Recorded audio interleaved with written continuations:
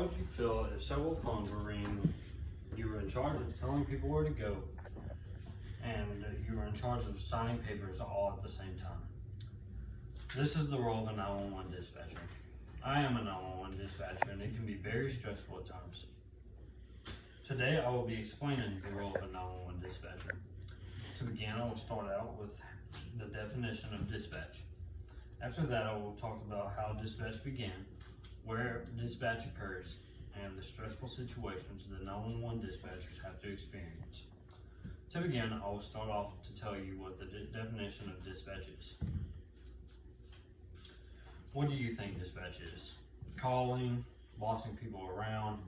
Many people can see dispatch in many different ways. 911.gov explains that dispatchers are the first trained point of contact you reach in the case of an emergency. To second that, Learn.org states that 911 dispatchers work with police and emergency medical teams to provide quick responses to emergencies. Now that we know the definition of dispatch, we will talk about how dispatch began. Everyone knows what the 911 number is supposed to be used for. Some people don't always use it for that.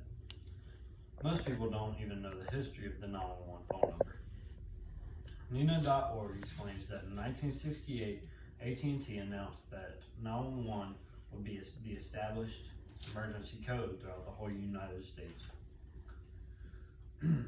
They go on to state that the reason for this is because the 911 number has never been used as an area code or any other number before, making it completely unique.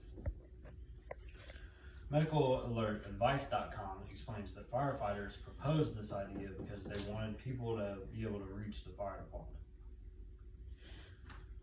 History.com states that Nome, Alaska adopted the system a week later. They then state that it took years to become widespread throughout the whole United States and even decades before it was uniform.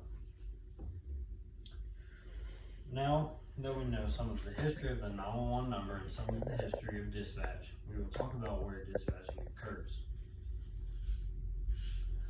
Dispatching occurs all over the world.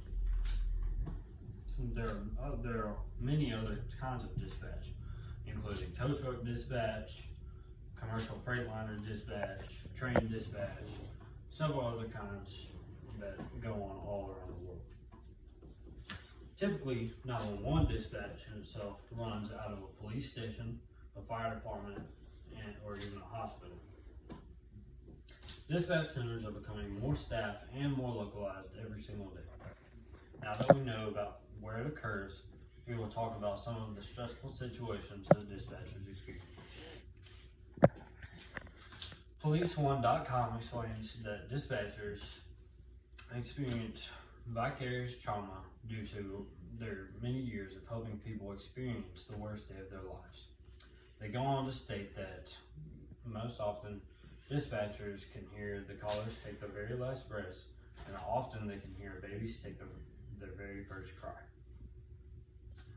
Many of these situations can be very hard for 911 dispatchers, but us 911 dispatchers still do it every single day because we know that we are saving lives.